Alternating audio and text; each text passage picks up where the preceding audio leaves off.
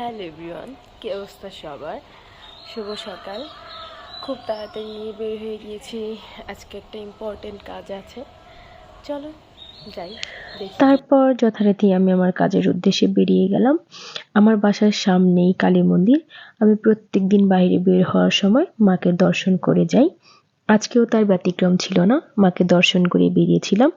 তারপর সামনেই আমি একটা রিক্সা পেয়ে গেলাম, রওনা হয়ে গেলাম আমার গন্তব্যে। এরা হচ্ছে আমার প্রত্যেক দিনের সঙ্গী, রেগুলার তাদের সাথে আমার দেখা হয়। আমি যখন যাচ্ছিলাম টাউন একদম পুরো খালি ছিল, বেশ ঠান্ডাও ছিল। তারপর আমি বাস স্ট্যান্ড পৌঁছে গেলাম। বাস স্ট্যান্ড গিয়ে আমি একটা সিএনজি ধরে নিলাম। ওয়েট করছিলাম সিএনজিতে, কখন সিএনজি ছাড়বে। সিএনজিতে মাঝখানে বসার কারণে আমি কোনো ভিডিও ক্লিপ নিতে পারিনি। তারপর আমি পৌঁছে গেলাম আমার গন্তব্যস্থান সাটুরিয়াতে। তখনও হালকা ঠান্ডা আবহাওয়া ছিল, তবে চারদিকের পরিবেশটা বেশ সুন্দর ছিল। তারপর আমি আমার গন্তব্যে পৌঁছে গেলাম।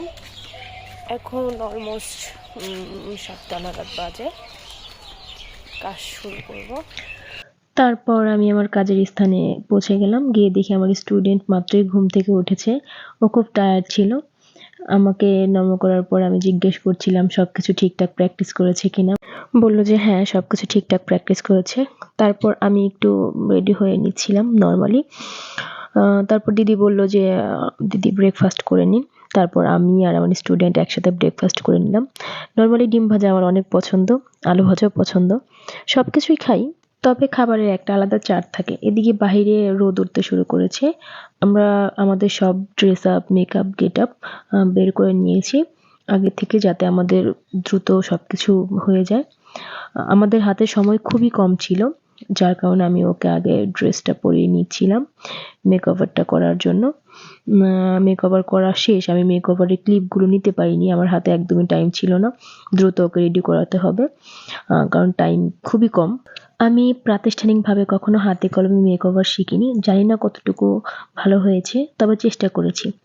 তারপর মেকওভার শেষ করে আমি মানিকগঞ্জের উদ্দেশ্যে রওনা হয়ে গেলাম, কারণ দ্রুতই আমাকে বাসায় ফিরতে হবে। লাঞ্চ করে আবার আমাকে বেরিয়ে যেতে হবে আমার ছোট বাবাকে ঢাকাতে দিয়ে আসার জন্য। তারপর আমি আমার ছোট বাবাকে নিয়ে ঢাকার উদ্দেশ্যে রওনা হয়ে গেলাম।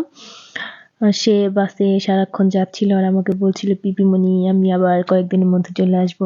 যদিও আমার খুব বেশি খারাপ লাগছিল, তারপর কিছুই করার নেই, ওকে দিয়ে আসতে হবে। আমরা নবীনগর পৌঁছে গেলাম। নবীনগর থেকে আরেকটা রিক্সা ধরে আমি আমাদের গন্তব্যস্থলে যাচ্ছিলাম। কিছুক্ষণের মধ্যে আমরা পৌঁছে গেলাম। গিয়ে দেখি আমার দাদা আর বৌমনি আমাদের জন্য ওয়েট করে আছে। আমি যখন আমার ছোট বাবাকে দিয়ে আসছিলাম, ও কান্না করছিল, আর আমিও নিজেকে কন্ট্রোল করতে পারছিলাম না। অনেক বেশি কান্না করেছি, সারা রাস্তা কান্না করতে করতে এসেছি। খুব বেশি খারাপ লাগছে, তাই আর ব্লগটা কন্টিনিউ করা হয়নি। আজকে এ পর্যন্ত, দেখা হবে অন্য কোনো ব্লগে। সবাইকে ধন্যবাদ, ভালো থাকবেন, সুস্থ থাকবেন।